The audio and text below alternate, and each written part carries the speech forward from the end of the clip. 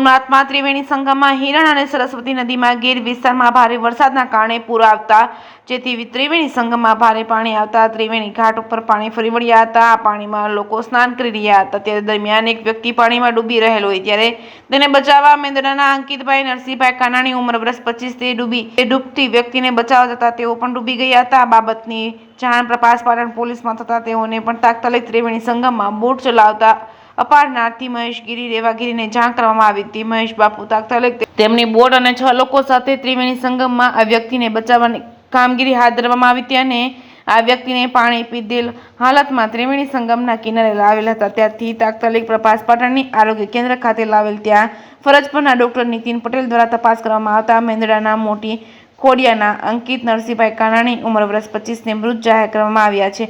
આ બાબતની જાણ થતાં જ પરિવારમાં શોકનું મોજું ફરી વળ્યું હતું। ત્રિવેણી સંગમમાં આવા બનાવો વારંવાર બને છે જેથી કાયમી ધોરણે સુરક્ષા કર્મીઓ ગોઠવવામાં આવે તેવી પાણીમાં ડૂબી જવાના બનાવો બનતા અટકે। જે કેસની ગુજરાતી સાથે મહેશ વાજા, સોમનાથ।